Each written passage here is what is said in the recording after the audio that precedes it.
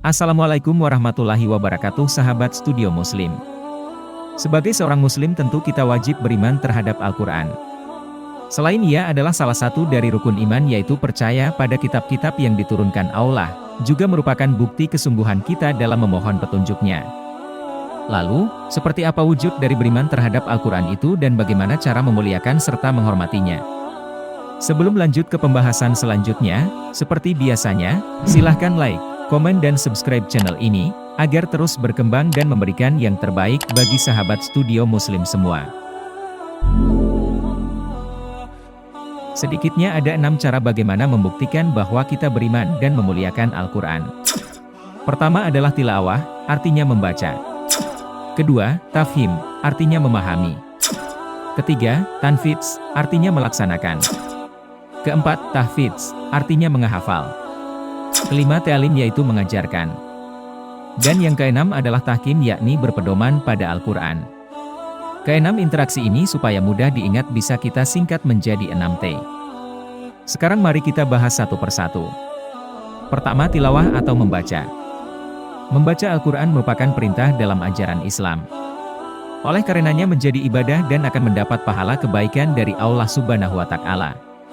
Setiap ayat yang dibaca akan dilipat gandakan pahalanya. Dari Ibnu Mas'ud bahwa Nabi bersabda, barang siapa yang membaca satu huruf dari kitab Allah, baginya satu kebaikan. Satu kebaikan dilipat gandakan 10. Aku tidak menyebutkan bahwa alif lam mim adalah satu huruf, tetapi alif satu huruf, lam satu huruf dan mim satu huruf. Hair Tirmidzi. Kedua, tafhim, artinya memahami. Mengapa harus memahami atau mengerti ayat yang kita baca? Para ulama menganjurkan agar setiap muslim melakukan tadabbur Al-Quran, paling tidak mengetahui maksud dan tujuannya secara umum. Apalagi kalau ayat yang kita baca dalam salat kita pahami dan mengerti, insya Allah akan membantu kehusyukan dalam sholat. Ketiga, tanfidz, artinya melaksanakan. Setelah memahami apa yang kita baca maka masuk ke tahap berikutnya yaitu tanfidz, melaksanakannya dalam kehidupan sehari-hari secara bertahap, berkesinambungan dan sesuai kemampuan. Misalnya, ketika imam salat membaca surat Al-Ikhlas, maka mantapkanlah akidah kita kepada Allah. Dialah satu-satunya yang kita mohon ampunannya, perlindungannya dan pertolongannya. Kepadanya lah segala penghambaan dilakukan dan siksa serta murkanya lah yang kita takutkan. Contoh lain misalnya, ketika mendengar surat Al-Maun maka kita harus peduli terhadap anak-anak yatim, dan orang-orang tidak mampu yang membutuhkan bantuan. Yang pastinya sahabat Studio Muslim, setiap membaca atau mendengar ayat apapun, maka kita harus berusaha untuk melaksanakan tuntunan, serta nasihat dari ayat yang dimaksud.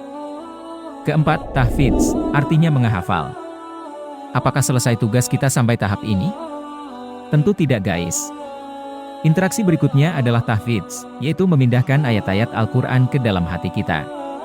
Mengapa harus dihafal? Karena Al-Quran harus menjadi bekal dan pengingat bagi manusia. Selain itu tubuh manusia ini seperti handphone, harus di-charge agar ada energi dan bisa terkoneksi dengan yang lain. Demikian pula dengan tubuh kita. Kalau tidak ada bacaan Al-Quran di dalamnya maka tubuhnya tidak memiliki sinyal untuk terkoneksi kepada Allah. Bahkan tubuhnya akan rusak. Dari Abdullah bin Abbas R.A. berkata bahwa Nabi bersabda, barang siapa yang tidak ada dalam tenggorokannya ayat Al-Quran maka seperti rumah yang rusak. Hair Tirmidzi. Kelima, ta'lim, yaitu mengajarkan. Setelah tahfidz, interaksi berikutnya adalah ta'lim, yakni mengajarkannya kembali kepada orang lain. Ini adalah aspek dakwah memperkenalkan Al-Quran, mulai dari belajar membaca sampai mengamalkannya merupakan tugas yang mulia. Berkaitan dengan hal ini secara khusus Rasulullah menyatakan, dalam salah satu hadisnya, sebaik-baiknya kamu adalah yang belajar Al-Quran dan mengajarkannya. Hair Bukhari, Abu Dawud, Tirmidzi, Nasai, dan Ibnu Majah. Keenam adalah tahkim, yakni berpedoman pada Al-Quran. Bagian terakhir dari upaya kita beriman dengan benar adalah bertahkim, artinya menjadikan Al-Quran sebagai pedoman.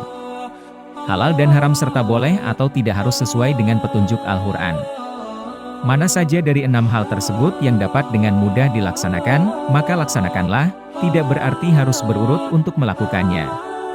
Sahabat Studio Muslim, demikianlah keenam cara kita berinteraksi dengan Al-Quran. Semoga Allah yang Maha Kuasa memberi kita kemampuan untuk melaksanakannya. Amin ya Rabbal Alamin.